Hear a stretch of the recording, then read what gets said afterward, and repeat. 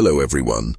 Before we start, make sure to like and subscribe to the channel and leave a comment with where you're from and what time you're watching. That way YouTube will keep showing you stories just like this one. It starts with an old photograph, faded, cracked, and almost too fragile to touch.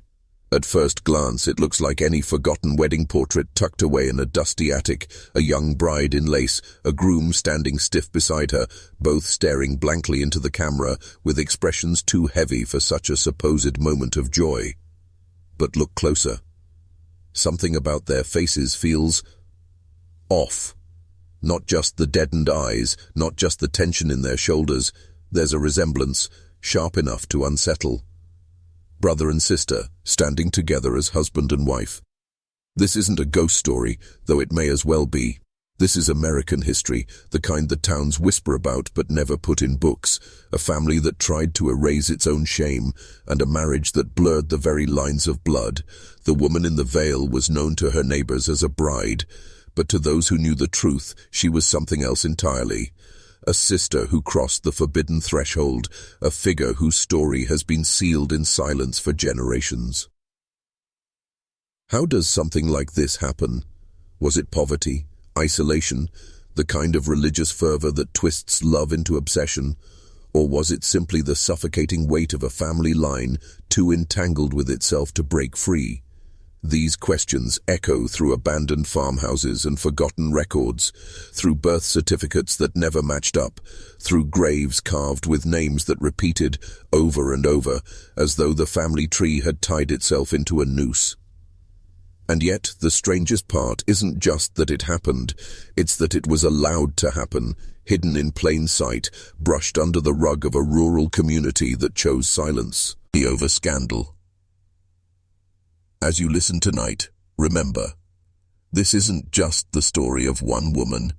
It's the story of a family devoured by its own history, of a town that looked the other way, and of a bride who wore white not to celebrate purity, but to disguise the darkest secret of all. To understand how a woman could marry her own brother in America, we have to go back, farther than most would dare. The story begins not with a wedding, but with a family cut off from the world. Imagine miles of dirt roads leading to a weather-beaten farmhouse, its windows covered in grime, its doors nearly always shut. Generations had lived there, rarely leaving, rarely marrying outside their own circle. Some called it tradition, others called it survival. But the truth was darker. Their bloodline was folding in on itself, one child at a time. In small towns across Appalachia and the Deep South, this wasn't unheard of. Poverty and isolation meant choices were limited. Families grew desperate to hold on to their land, their meager wealth, their way of life. And so, cousins married cousins, uncles fathered children that no one dared question, and siblings grew up in houses where the lines between family and partner blurred into something unholy. Most of these unions were spoken of only in rumors, hushed conversations behind church pews, gossip traded at the general store. But every so often, the rumors became real, carved into records, etched into photographs, sealed in court documents the family prayed no one would ever find. She was born into this cycle. By the time she came of age, there were already whispers about her family, strange illnesses, children who never learned to speak, sons and daughters whose eyes never quite aligned. Yet she was considered the pretty one, the girl who might have escaped if life had given her another path. But escape never came. Instead, her closest companion was her brother, the boy she'd shared a bed with in childhood winters, the boy who became the only constant in her life as neighbors drifted away and the family name grew more poisonous. Some will say love bound them together, that they couldn't resist what they felt, but when you look deeper, it seems less like love and more like a trap. In a world where every door closed, the only one left open was the one that led straight into her brother's arms, and so the unthinkable became inevitable. The wedding, when it came, wasn't a celebration. It was an arrangement. The town knew, but the town said nothing. Silence can be the greatest accomplice of all. The wedding itself has become a kind of legend, though the details are scattered, buried under decades of denial. Some say it was held in the living room of that crumbling farmhouse. lace curtains pulled shut to keep out prying eyes. Others insist it took place quietly in a county courthouse with a clerk who either didn't notice or didn't care that the two shared the same last name. No matter which version is true, one thing remains certain. The day was less about vows of love and more about a pact of silence. The photograph survives, though most who've seen it claim it leaves them uneasy. Her dress was borrowed, yellowing even then, with sleeves too long for her arms. He wore a suit that hung loose on his frame, his eyes hollow as though he knew the world would never forgive him. Between them, the air seems frozen, as if even the camera understood it was capturing something that should not exist. It is the kind of picture that lingers in your mind long after you've turned away, an image you can't shake no matter how much you want to. Neighbors recalled the tension that followed. Some claimed the pastor refused to speak their names from the pulpit. Others said families forbade their daughters from visiting, yet the town never intervened. To intervene would mean exposing the truth, and the truth was more dangerous than the sin itself. Easier, always, to turn a blind eye. And so life continued, though it was anything but normal. What strikes hardest isn't just the union, but the silence surrounding it. A silence so thick it buried questions, erased outrage, and suffocated every child who came after. For in that house, marriage wasn't a matter of choice, it was a matter of containment.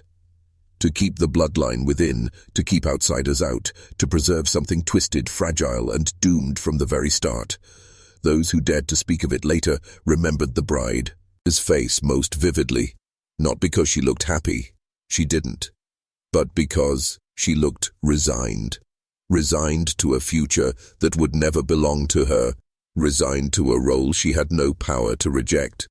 In her eyes you don't see joy, you see surrender. The years that followed were not kind.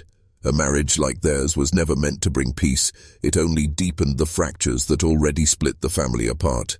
Children were born, and with each birth came new whispers. Some neighbors recalled the cries of infants that never lived long enough to be named. Others remembered children who grew, but carried visible reminders of the family's tangled past. Faces too similar, features slightly distorted, minds that never fully caught up with their bodies. In towns like these, people notice everything, but they rarely speak. The family became a cautionary tale told in hushed voices. Mothers would warn their daughters not to go near that house, while fathers muttered that it was none of their business. That's how shame survives. It feeds on secrecy, thriving in the gaps where truth should live. For the bride, silence became her second skin. She was seen at church, but never alone, seen in the market, but never spoken to. She existed as a shadow, her life defined by what no one dared to acknowledge. If she felt regret, if she felt longing for another kind of life, she carried it quietly, the way her mother had before her, and her grandmother before that. In families like this, pain doesn't vanish, it is inherited. And yet, there was one detail that refuses to fade from the record, the way she kept her wedding ring. Unlike most brides who wore it proudly, she often slipped hers into her pocket, hidden from view. Some say it was shame, others say it was habit, but perhaps it was something more, an unconscious protest against a vow she never wanted to take, a small rebellion in a life where every choice had been stolen from her. What happened inside those walls can only be guessed. Was there tenderness? Was there cruelty? Did she ever dream of escape?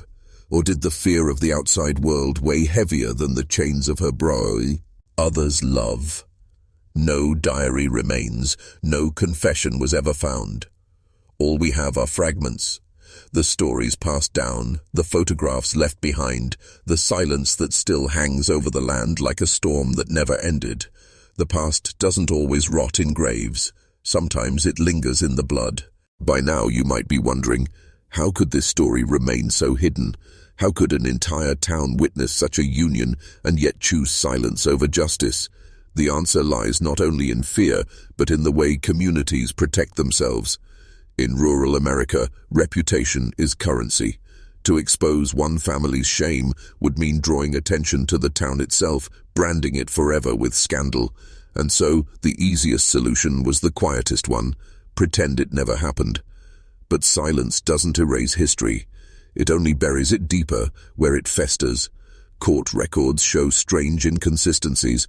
Marriage certificates filed under misspelled names, birth records that list fathers as unknown, documents shuffled and altered to cover the truth. Neighbors, when pressed, would shrug and claim faulty memory, and yet, when a stranger walked into town asking the wrong questions, the atmosphere would change instantly. Smiles would vanish, conversations would end, and doors would close. It was as though the entire town had sworn an oath, protect the secret, no matter the cost. And so the bride lived her life like a ghost among the living. She raised her children, kept her head down, and let the years wash over her in silence. But silence is never empty. It hums with the weight of what it conceals. Generations later, those who stumble across her story describe a kind of dread, as if peeling back a layer of the past releases something that was never meant to be disturbed. If you're still watching, you're already braver than most. Tell us in the comments, what would you have done if this was your bloodline? Would you have broken free, or would you have kept the silence alive? Because here's the haunting truth. Cycles like this do not end easily. They pass from one generation to the next until someone is willing to shatter the pattern. But in her case, the pattern endured. The same names appear on tombstones repeated again and again, the same blood circling back on itself like water in a sealed well. This is more than a story of one forbidden marriage. It's a study in how shame survives, how silence protects the very thing it should destroy, and how a single family can become trapped in its own history with no way out. Time has a strange way of softening what once was scandal.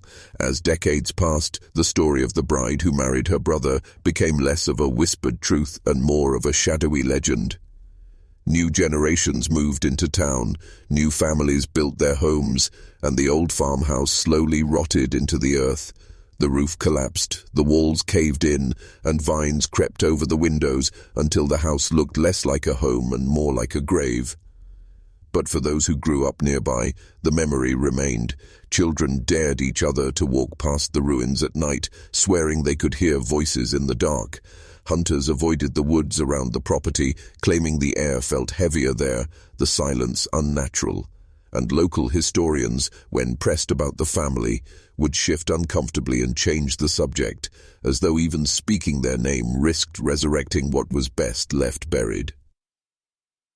What's most disturbing is not the marriage itself, but the way it has been erased. No one tells the story openly. No plaques, no archives, no official acknowledgement. And yet, the fragments persist. Scattered documents, anonymous testimonies, faded photographs in private collections, enough to piece together the outline, but never the full picture.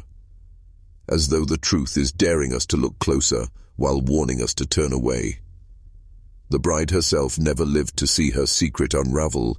She died quietly, her obituary short and restrained, as if her entire life had been lived behind a veil. Her children carried on, some leaving the town entirely, others staying and fading into anonymity. But the bloodline remained marked.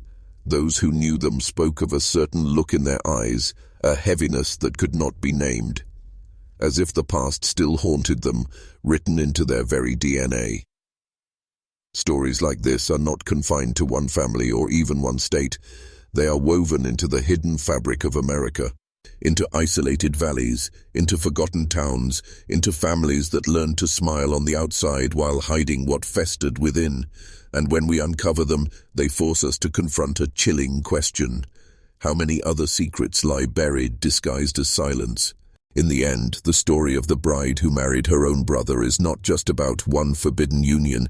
It's about what happens when shame becomes stronger than truth, when silence becomes a community's only language, and when bloodlines are twisted into knots that no one dares to untangle. Hers is a name that was scrubbed from records, her photograph left to rot in attics and basements, her memory reduced to whispers that die out the moment a stranger leans in too close. But stories like hers never truly disappear. They cling to the edges of history, waiting for someone curious or reckless enough to pull them back into the light. And when they do, they remind us of how fragile the boundaries of human behavior really are. Love, loyalty, tradition. These words can be beautiful, but in the wrong hands, they become cages, prisons that hold entire families captive for generations. What makes this tale so unsettling is not just the act itself, but the echoes it leaves behind. The children who bore the weight of their parents' choices, the neighbors who chose silence over compassion, the descendants who carry shadows they cannot name. This is how history works when it's not written in textbooks. It hides in the soil, in the bones, in the blood that passes quietly from one body to another. As you listen to this story, ask yourself, what secrets did your own town bury? What truths did your grandparents refuse to speak of? Every community has them, pieces of the past locked away behind locked doors, waiting for the day when someone dares to ask why. The most haunting part of all is this: the bride's story is not unique. Across America, in forgotten valleys and abandoned homesteads, other families have carried similar burdens, their secrets swallowed by the silence of time. And if this story unsettles you, it should, because it means that history is not as distant as we'd like to. Oh, believe, it lives among us still, hidden in plain sight, just waiting to be uncovered. Thank you for staying until the end. If you found this story haunting, make sure to like the video, subscribe for more hidden histories, and share this with someone who thinks the past is nothing but dust, because the truth is, sometimes the past never really dies.